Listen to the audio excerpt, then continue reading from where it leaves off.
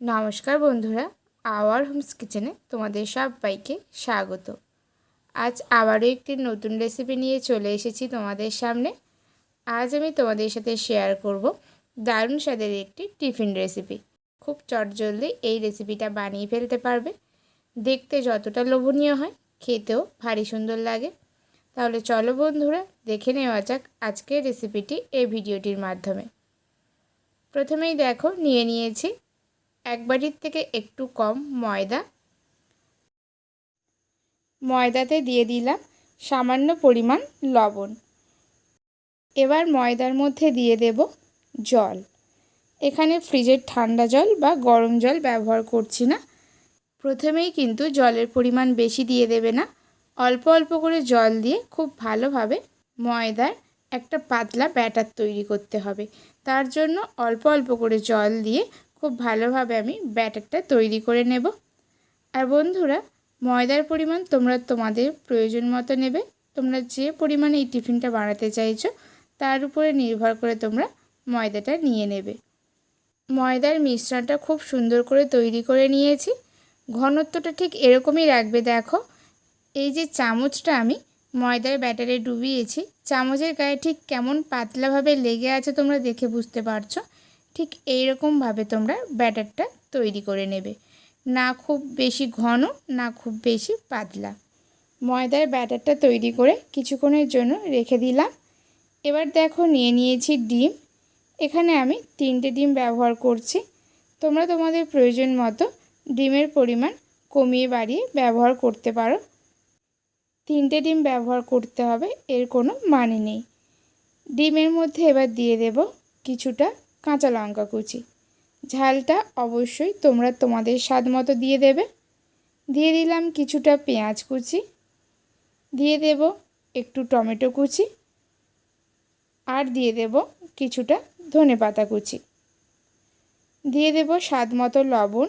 লবণটা অবশ্যই তোমরা তোমাদের স্বাদ মতো দেবে। দিয়ে দিচ্ছি অল্প একটু গোলমরিচ গুঁড়ো। এবার এই সমস্ত কিছু খুব ভালোভাবে আমি মিশিয়ে নেব। এখানে কিন্তু গোলমরিচ গুঁড়োটা বাজার থেকে যে প্যাকেট গোলমরিচ গুঁড়ো পাওয়া যায় সানরাইজে, সেটা ব্যবহার করেছি। ডিমটা একটু সময় নিয়ে খুব ভালোভাবে ফেটিয়ে নেবে। ডিম খুব ভালোভাবে ফেটানো হয়ে গেছে, একটু সাইড করে রাখলাম। এবার একটা প্লেটের মধ্যে দেখো, নিয়ে নিয়েছি কিছুটা শসা কুচি, দিয়ে দিলাম একটু গাজর কুচি, আর দিলাম কিছুটা পেঁয়াজ কুচি। এবার দিয়ে দেব একটু লবণ। আমি এখানে বিট লবণ ব্যবহার করলাম। দিয়ে দিলাম একটু গোলমরিচ গুঁড়ো। এবার খুব ভালোভাবে আমি শসা, গাজর আর পেঁয়াজের সঙ্গে বিট লবণ আর গোলমরিচটা মিশিয়ে নিচ্ছি। লবণ দিয়ে মিশিয়ে রাখার একটাই কারণ, স্যালাডটা যাতে একটু নরম হয় তার জন্য। এবার দিয়ে দিচ্ছি একটু কাঁচা লঙ্কা কুচি। লঙ্কার পরিমাণ তোমরা তোমাদের স্বাদ মতো দিয়ে দেবে। দিয়ে দিলাম একটু পাতিলেবুর রস। আবারও খুব ভালোভাবে মিশিয়ে নিলাম। সব শেষে স্যালাডের মধ্যে দিয়ে দেব একটু টমেটো সস। এখানে তোমরা তোমাদের পছন্দের যে কোনো সস ব্যবহার করতে পারো। আমি টমেটো সস ব্যবহার করলাম। টমেটো সস দিয়ে আবারও স্যালাড খুব ভালোভাবে মিশিয়ে নিচ্ছি। নিয়ে এবার এটাকে আমি সাইড করে রেখে দেব। স্যালাড তৈরি হয়ে গেছে। এবার পরের পদ্ধতি দেখিয়ে দিই চলো। তার জন্য আমি কড়াইতে দিয়ে দিলাম একদম অল্প পরিমাণ তেল। তেলটা খুব ভালোভাবে কড়াইয়ের মধ্যে ছড়িয়ে নিয়েছি। আগের থেকে ময়দার যে মিশ্রণটা তৈরি করেছিলাম সেখান থেকে অল্প পরিমাণ কড়াইয়ের মধ্যে দিয়ে চামচ দিয়ে খুব ভালোভাবে গোল একটা শেপ দিয়ে নিয়েছি।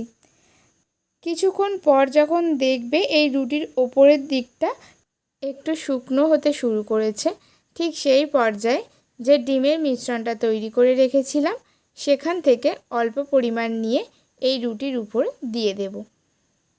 খুব ভালোভাবে চারিদিক ছড়িয়ে দিচ্ছি। আর টমেটোগুলো এক জায়গায় হয়ে গেছিলো, তার জন্য একটু ভালোভাবে প্রত্যেকটা সমান দিকে ছড়িয়ে দিলাম। এবার একটু লো ফ্লেমে খুব ভালোভাবে ভেজে নিয়েছি। এবার এটাকে উল্টে দেব। দেখো বন্ধুরা, এই দিকটাও খুব সুন্দর কিন্তু ভাজা হয়েছে।